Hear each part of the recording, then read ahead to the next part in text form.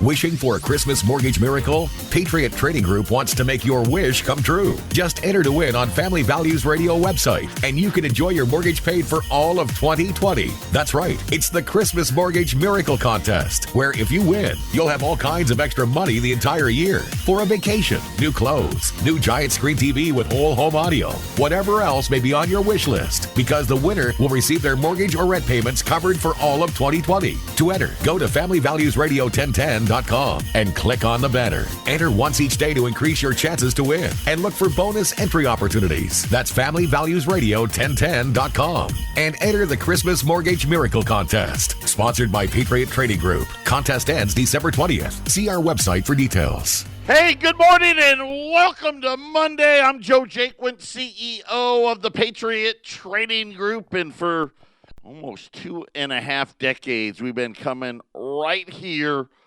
every morning, Monday through Friday, talking about wealth insurance, protecting your tomorrows with something you can actually feel and touch, something that isn't a promise to pay, something that isn't debt, something that can't be made up out of thin air. You can't email it. There's no electronic statements, no Venmoing it. Nope, it's the physical delivery of wealth insurance, a.k.a. gold and silver. We do it better than anybody. Our toll-free number, 800-951-0592. The website at allamericangold.com. And I hope you guys had a great weekend. We talked on Friday, playoff football. My youngest son, who's a junior in high school, team's in the football playoffs here in Arizona. We won the opening round game. We did not play very well, but we won. Congratulations, by the way, Verrado High School, very well coached. Those kids should really be proud. The very well coached football team. They played super, super hard. A lot of penalties by us. We're gonna have to clean that up. So we're on to next week. So we'll see what happens and we'll let you know. But for those of you that care, there's about 3 of you that do. We have advanced into the next round of the playoffs, and LSU, Alabama. LSU was the winner. By the way, that was one of the best college football games I'd seen in a long time. LSU, Alabama, you talk about passion. Those fans are passionate. LSU, the number one team in the country. Of course, we only talk about it because, here in Phoenix, we have the Fiesta Bowl.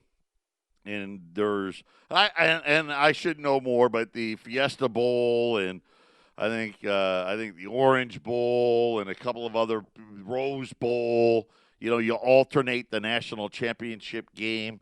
And I think this year we're not the national championship game this year, but we're due for like one of the good ones. So that always brings a lot of money here to the Valley of the Sun. Everybody moving here, block in. I know Colorado's growing. Arizona, I don't know if we were the fastest growing state, but we're right there. Second, maybe third, as more and more people getting out of those places where, let's face it, all the taxes are going up, the debts are going up, nobody can afford anything, and they're all moving to the red states. And you know what? Turning them, I guess they call it purple.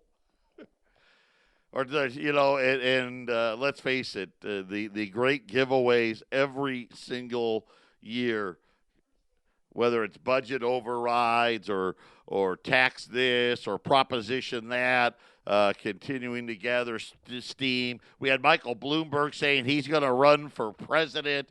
The Democrats weren't very happy. I saw an article. He's not tracking very well, which makes a lot of sense. The guy's a billionaire. And nobody feels too sorry for Michael Bloomberg. Well, we'll have to wait and see. But you get all that somewhere else. We're going to talk finance. We're going to talk about what's been going on in the world over the weekend. I guess bad news if you're a trade deal optimist. The president out saying China wants a deal more than we do. And, not that it was anything big, but no details about any progress. Again, last week I told you this was a bank-driven event. Who's the big winner of phase one of the trade deal? Who's the big winner?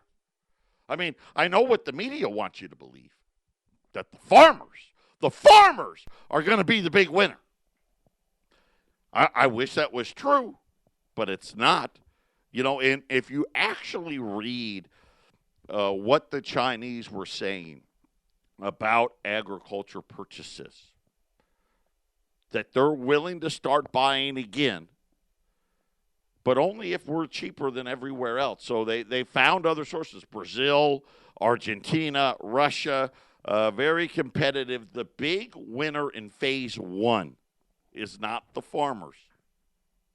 It's the bankers, right? Because phase one, and this is how we're trying to set this up, and it really just, again, lays everything out in perspective about who's really in charge here. Right? This was supposed to be about fair trade. This was supposed to be about what China stealing intellectual property and China trying to take over the world. And the agreement that they want to put into place in phase one doesn't have to do with any of that. Oh, no. It has to do with financial/insurance companies being able to operate in China without a Chinese partner. That's the big win for phase one. So when you think about all the stuff that happened last week, right, they had all these Chinese people. Now, none of them were actually the head negotiators or even really remotely involved in any of the negotiating processes, coming out and these, almost like they look like press conferences. Yeah, the United States has agreed to a deal. Only to find out we hadn't. But now you know why it was. I'm not going to say Jamie Dimon and J.P. Morgan was the ones behind it, but you can guess where my money is. Patriot Radio News Hour. We'll be back after the break. So what is real anymore? When we look at corporate profits, we look at earnings, we look at Wall Street was at record highs. Dow's down today, mostly because there's no good trade war news. Did you see the report? KKR is looking at trying to take Walgreens private, right? This just kind of tells you how messed up everything really is, the amount of money that's been created, talking about wealth. So are we doing better? Are we doing worse? Where do we shake in? And most of us, I think, would agree, right? If you're in the bottom 50% here in the U.S., it's probably not real good for you, right? Life's a struggle. But if you can get to that, 51, right? If you can just get over that, maybe I'm never gonna be a 1%er. But if I can stay between that 50 and 99, I'll still do pretty good. According to the latest data over the last 10 years, the 50 to 99th percentile is falling behind now. Right? It used to be, right, we get it. Hey, you bottom 50%, you got a tough road to hoe. There's a big article out about jobs. And we started this when Obama was president. And remember, we used to do all the jobs that were waitresses and waiters and bartenders and paper or plastic. Would you like fries with that? Right? And then everybody became a taxi driver.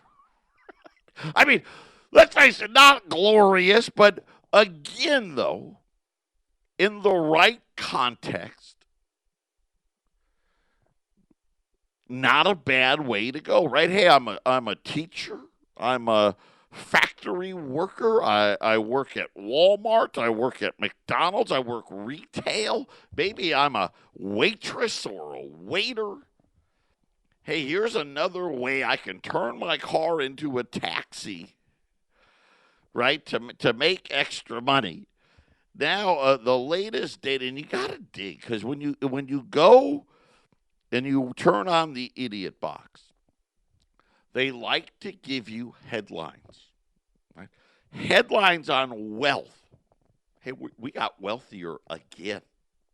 That's the headline, right? Americans wealthier than ever. They never give you the details of the wealth, right? Because they don't want to. Because you know what? If you knew, you may be upset about it. Hey, if you take out the 1%, everybody else is poor. So we're right on the precipice here of now the 1% is going to own more than the entire middle class. It's one thing when they own more than the bottom 50, right? Hey, you bottom 50, you're bottom guys. You know, the bottom 50 used to be comprised of high school dropouts, right? It used to be comprised of uneducated people, right? Maybe you got your high school diploma, but that was it. And you know what? You didn't go to trade school. You didn't learn how to be a carpenter. You didn't learn how to be a plumber. You didn't learn how to be an electrician. Which, by the way, I'm going to tell you right now, if a lot of people had it to do over again, I bet you they wish they had done that instead. See, because remember, they told us, they promised us, and they weren't necessarily wrong. You better be educated, right? If you don't get educated, you're not going to make it. Do you know the largest growing group falling into the bottom 50%? College graduates. Right? I'm not talking about, hey, I took a semester of community college. Right? I'm not talking about those guys. I'm not talking about, well, I went for a year, but then I drank my way out of school. I'm not talking about them. Actual college graduates.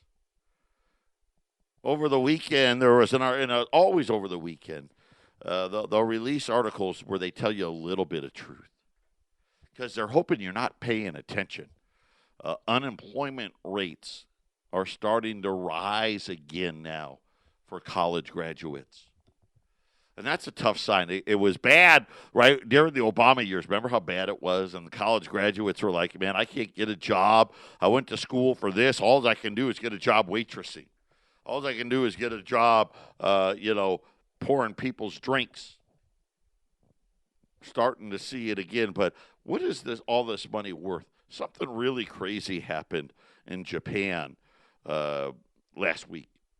You know, obviously they love their fish there, right? We know this, right? They make shows here in the United States about, the deadliest catch and the crab, and then they got the tuna fishermen right over there in Maine and on the East Coast, and they ship it all over to the Japanese markets. There was a crab, a snow crab. It weighed 2.7 pounds. So what would that feed? 2.7 pounds of crab. 2 to 3 people, right? 2 to 3 people, maybe, right? And you go and let's just say you went to, I'm not talking about going to Red Lobster, okay? But you go to a nice place and you order the crab, right? I mean, what are we talking? What would be the price? And I'm looking at one because I don't eat crab, so I don't know. What, $25? $25, maybe a fancy place, $50, right, at some high-end place. One single crab sold at auction in Japan for $46,000. Smashing the previous record. Now, the previous record was set last year. It was $18,000. Yeah, and the fishery, the auction house that bought it, it's a fish wholesale place, says, yes, it's going to end up on some rich guy's plate. Right? So they're going to get, I don't even know, but I would imagine they're probably going to get someone to pay 70, 80 grand to eat a single crab. But this is what I'm saying. It's not worth anything anymore. For 40-some thousand, it was 5 million yen. And I only laugh because it's not worth anything. And you're sitting there and you're listening to this, and this is what happens when you just create money out of thin air. See, they do it and they tell you they're doing it for us, but they're not. They do it to bail out their friends. Right? There's only one small percentile that's really benefiting from this, and that's the uber rich. Right? To invest in Wall Street, to really invest in Wall Street, you already got to have the money. If you don't have the money, right, you're not going to do it. Bottom 50% of Americans own about 2% of the stock market. That's it. The bottom 50. And when you're sitting there and you think about now all of a sudden the 50 to 99% are starting to struggle. But maybe struggle is too strong of a word, but what's happening, here's the thing that's clear. They're not gaining wealth anymore, right? And even homes, they're losing wealth in their homes. And we're watching all of this play out, and we're sitting there and we're trying to figure out, where do we go next? Because it's important to know 53 million Americans drowning in a low-wage cycle, the greatest report. Again, this is another report out of the Federal Reserve saying about 44% of all workers now are what they consider to be low-wage, low-skill. So let me ask you this. If almost half the jobs in the country are low-wage, low-skilled, and again, let me read it to you again. 44% of all U.S. workers 16 to 64 are considered low-wage, low-skilled. Why would everybody need a college degree? Right?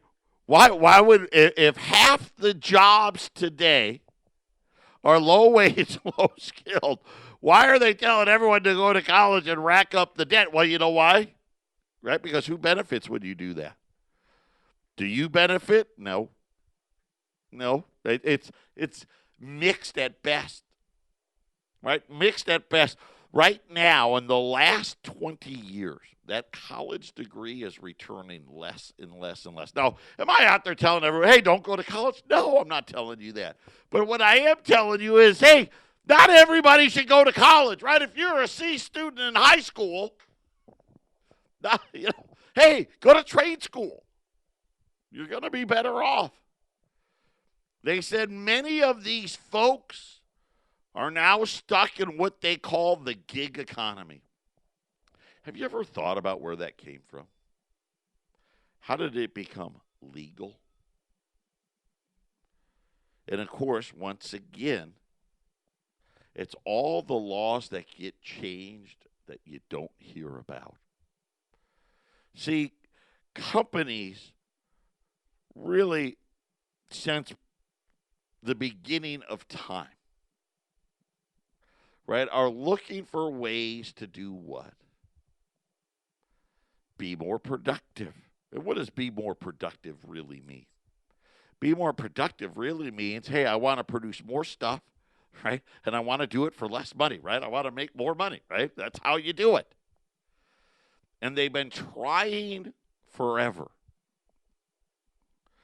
to get this done. At whose expense? Well, mainly, what's the number one cost for most companies? Okay. What's the number one cost for most companies? And the answer is very simple. I know you know the answer. Wages. Right? Wages are the number one cost. And, of course, what goes into wages? Well, it's the salary or the average hourly rate plus the health care, plus the unemployment, plus the workers' comp, right? Plus this, plus if there was, back in the day, there was pensions. First, they got the government to go along with getting rid of pensions. They did that in the 80s and the 90s. And now, even today, some of these legacy pension companies, they announced, I think it was either IBM or GE, just finally said, that's it, we're done with these. Take the buyout or risk not having anything, right? All those things. But they replaced it with that 401k. Are we better off today than we were then or worse? Are we better off today without pensions than we are with pensions? Wall Street's risen, right? Stock market's gone up. We don't own any more homes than we used to, right?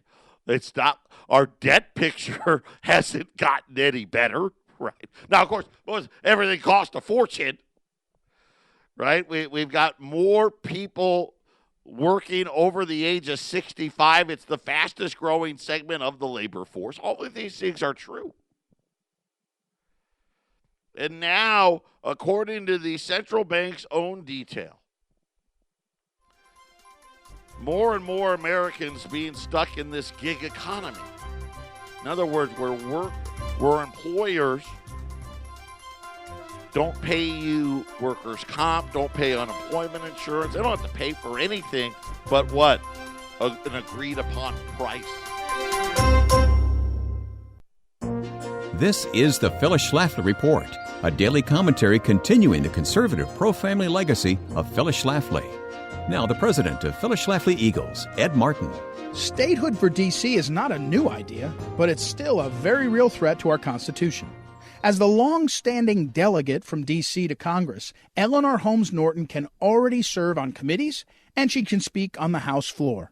She has federally funded offices and an official website at house.gov, just like the real congressmen who represent the 50 states. She already calls herself a congresswoman and takes positions on pending legislation. One recent example would be her dogged opposition to a pro-life bill which would have limited the funding of abortion, which was introduced by Congressman Chris Smith. Norton's background includes signing the Black Woman's Manifesto, which in 1970 expressed views of radical feminism and blamed capitalism for oppressing women and minorities.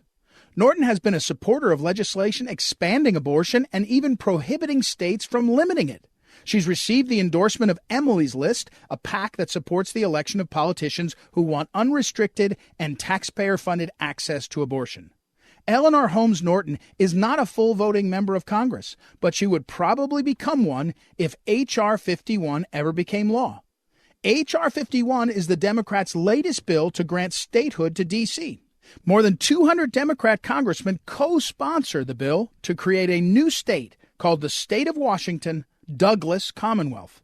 The proposed name doesn't even sound like a real state, but political correctness is running amok here. One prior effort sought to rename D.C. as the state of New Columbia, but political correctness today prevents naming anything after Christopher Columbus anymore. Washington, D.C.'s 68 square miles were voluntarily ceded by Maryland to the United States for use as our nation's capital, not to create a new state having equal power as itself. If the real desire is to provide representation in Congress for those who live within D.C., then the Maryland delegation could represent the people of D.C. too. The only problem is that representation is not what the drive for D.C. statehood is really about. Instead, Democrats want 2 more senators to shift the balance of power to their side in the United States Senate. This has been the Phyllis Schlafly Report from Phyllis Schlafly Eagles. What's the best way to rekindle the spirit of Phyllis Schlafly and the grassroots movement she energized? In this digital age, patriots and pro-family Americans can find insight and inspiration on our website, phyllisschlafly.com. Then share your own heart and mind on social media. So join us at phyllisschlafly.com and every weekday for the Phyllis Schlafly Report. It's the haves and the have-nots. And right now, the have-nots are not winning. And again, I don't know how you fix it. At some point, when you wipe them all out, right, you hit the reset button. You know, we're already talking about now 44% of all private jobs, say non-government jobs, pay what they call low-skill, low-tier wages. And it's rampant, right? And then you throw the gig economy on top of it. And then all of a sudden things start to add up a little bit. Because, you know, we talk about what was the American dream, right? You got the job, right? You got educated, you got the job, you get the girl, right? You have a couple of kids and a dog, maybe a cat, right? The real crazy people out there get the birds. No, I'm kidding. You know, but you get the pet. And you raise your kids, right? You do the whole, you do the little league and the football and the drama and all the kids get raised and the whole circle repeats itself. And one of the things that made America different was this middle class thing, right? That was the thing. You know, you think about, Eric used to talk about Ford, Henry Ford. Had that novel concept of, I want my employees to be able to buy what we're producing, the cars we produce, right? And I think right now we've shifted, right? We've gone into this other direction now where everybody is looking for what? Hey, I want to pay less, and now it's global, right? You're not competing against a guy from California or Florida or Iowa. You're competing against everybody in the world now for all of these jobs. And eventually, you know, we worried about this happening, right? Go back to free trade. Think about our trade war with China and why we're here. I mean, China was nothing. I mean, they weren't nothing, but they were right next to nothing 25 years ago. 30 years ago. And now here they are, right? We all recognize it. I mean, we're not ready to call them a superpower yet. But they're right there. Right? They're right there. And how did we do it? Well, they changed all the laws and they gave it all away. All of our elected officials, they get bought and paid for. And the same thing happens. They tell you how great it's going to be. Right? I remember when NAFTA and GATT was coming around. I wasn't even working here yet. Right? And we were going to build everything for everybody. Right? The Chinese, the Indian, listen, they need microwaves, refrigerators, they need cars, right? They need blenders and coffee makers. And we're going to sell it to them. And it sounded great. But really, in reality, it was, hey, we're going to just move over there. And now they're going to sell it. Instead of us selling it to them, they're going to sell it to us. And, of course, all of those jobs that used to be middle class, gone. Even now, I don't even know, factory jobs, are they middle class jobs anymore? I'm not sure. Maybe some. But now it's starting to have an effect. Right? And we talk about like the baby boomers, right? They probably got the best hand. Right? Because they lived in the era where the debt was going up and we made all these promises but everything was still fairly reasonable. And then after the baby boomers, right, we got Gen X, right, my generation, right, we're the first generation really to have to deal with student loans on a large scale. Yes, fastest growing segment of student loan debt, people over the age of 60, and we're talking about Gen Xers. We're talking, somewhere in the 50s, late 40s, early 50s, late 50s. And student loan debt, credit card debt, right? Remember, credit card debt didn't start till the 70s. And now the latest data out about housing. Seeing as most Americans are now saddled with student loan debt, underemployment, and other economic blights. Now, you don't hear that. Nobody talks like that. What do we hear? Unemployment's at an all-time record low. Right? And it doesn't matter who you are. Black, white, Chinese, Asian, Mexican, Hispanic, whatever. It's all at all-time lows. Well, the way we count it. Of course, 44% of those jobs don't pay enough for you to live on. Few have any money left for important purchases like a home. Young first-time home buyers are vanishing from the U.S. housing market. And think about this. People owning homes, right? Down near, 60% now? That's it. Now they're saying that young first-time home buyers have all but disappeared from the housing market, yet housing prices are near all-time record highs. Yet we sell less homes today than we did in 1999. That's a fact. I know that's hard. A lot of people don't want to believe that either, but it's true. Right? What do we have? We have a bunch of rich people that own 20 and 30 and 40 and 1,000. They have hedge funds owning thousands of homes. It's beginning to look like millennials are going to be remembered as the first renter generation in the country's history. According to the latest data from the National Association of Realtors, okay? These are the realtors. If anybody's going to paint a good picture, it's the realtors. The median age for her first-time home buyer has increased to 33 years old. So think about the first time you bought a house. How old were you?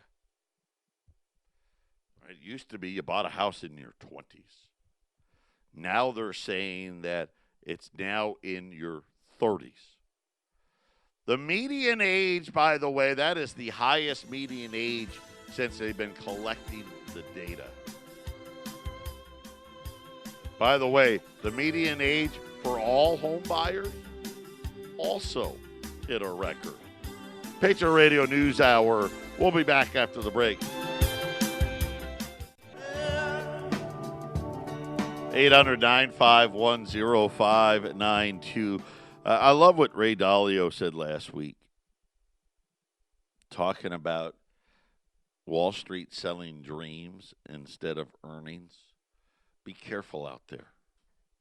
Right, we're in this. It's another one of these bubbles here. Yeah, we got people working. They aren't making any money. They're working.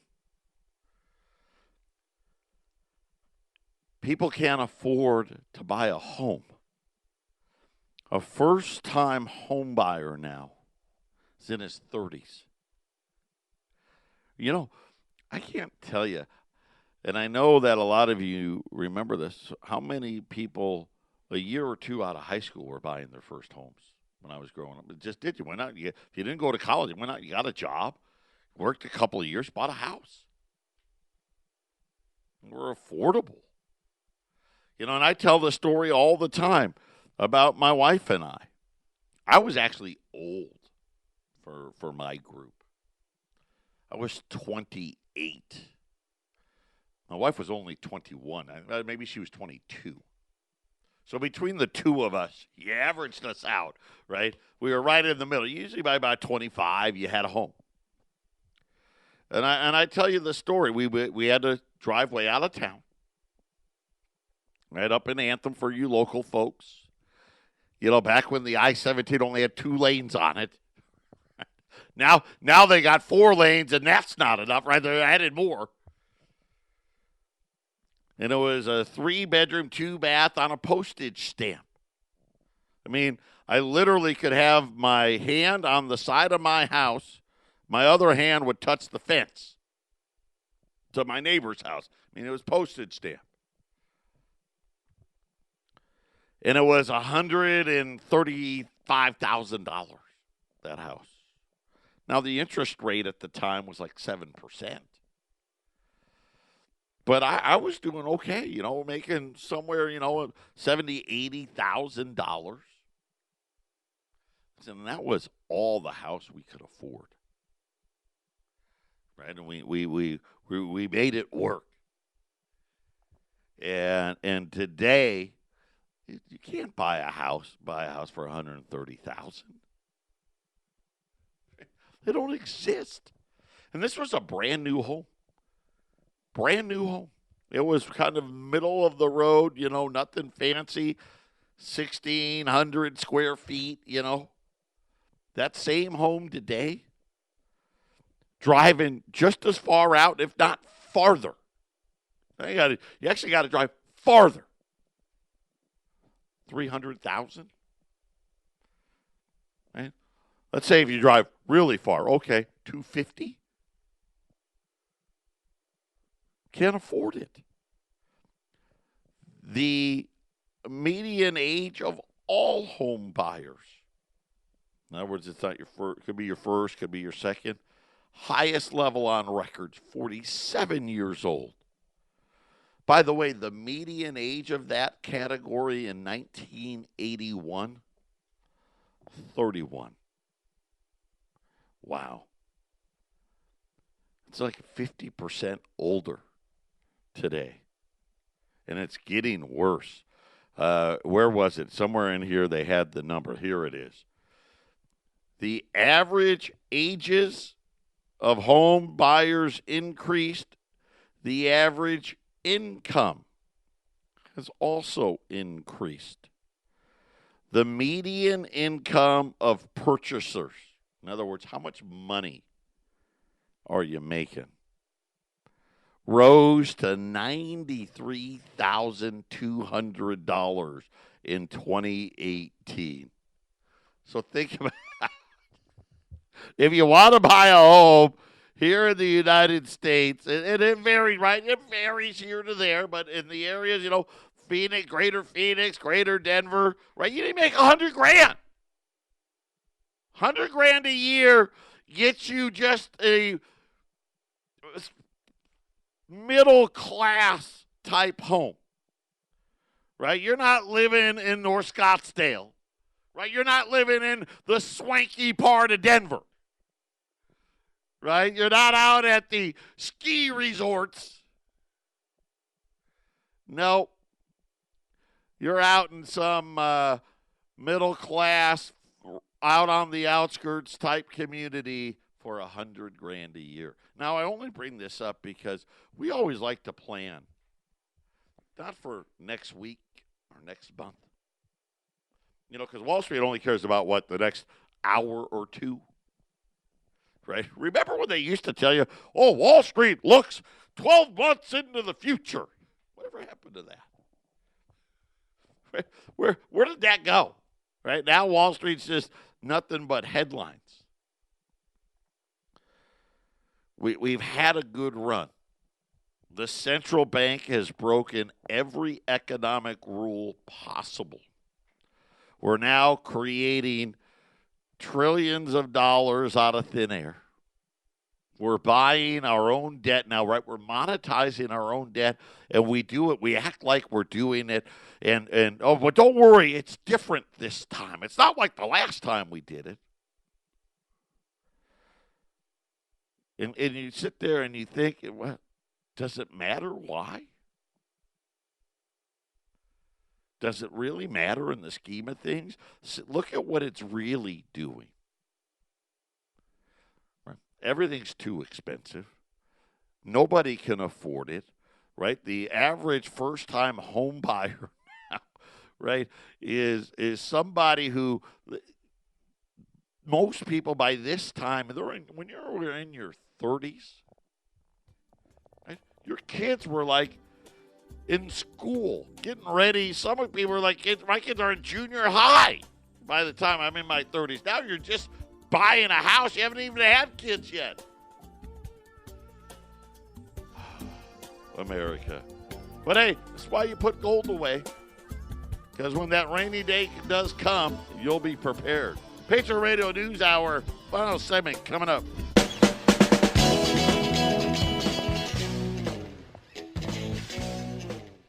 $800-951-0592. Everything is down today. Gold under attack again. We saw the big move last week on the fake trade headline news. Of course, I'm telling you, a J.P. Morgan led event. Listen, they want to be in there. They want phase one of that trade deal to get done because they get what? Right? Make more money. Hey, they don't need to have a Chinese partner. That's on hold, at least for today. Gold was under pressure early this morning. Got all the way down, was breaking 1450, and then bounced back. Right now, we'll see how it plays out. Gold is down, depending on where you were, and $3 to $6, depending on where you're looking. 1456, 1457, right? And right around that support area. If 1450 holds, great. If 1450 doesn't hold, got probably about $30, 1420, depending on where, some are saying 1440, 1420, 1412, something like that. The Dow is off the lows, just breaking. This just happened during the break. Boeing is saying they're going to be delivering that 737 MAX plane. They're going to start deliveries again in December. That's brought the Dow a little bit of relief. The Dow's down 72 points right now. The S&P's down 11. NASDAQ's down 25. I wonder, will you get on one? I don't know. I think we probably will, right? What choice do you have? You book the flight. It's not like they tell you what the plane is. You show up to the airport. Would you leave if there was one of those 737s? I don't know. I think the president has it right. Boeing should probably rename it. Listen, we've got a little bit of this, a little bit of that. Great deals today. Call us. We'll tell you what we've got at 800-951-0592. We want to clean out the vaults here. We're willing to make some great deals. We got gold and silver. Whatever you're looking for, give us a call, 800-951-0592. Today we'll have more Fed governors. I can't wait to hear these guys talk about how it is they haven't screwed up this whole thing. Right? I mean, think about just today, 44% of all workers make an average of $10.22 an hour. That's about, if you worked 40 hours, which hardly anybody does anymore, it's about $20,000 a year. The average income, the median, because the average is different, the median, which is even worse, $93,000 is what you need to make to actually be able to afford to buy a home. And first-time home buyers now the oldest on record. 800-951-0592. Listen, you got to know these things, right? It doesn't make it good or bad or doom or gloom. It just means, hey, this is the situation we're really in. Right? Most people, the bottom 50% only own 2% of stocks. Now 50 to 99%. They've stopped what? They've stopped growing. The only growth now with Jamie Dimon and his buddies. Patriot Radio News Hour. We'll be back tomorrow. By the way, the biggest crashes on Wall Street were when inequality got to the levels we're seeing today.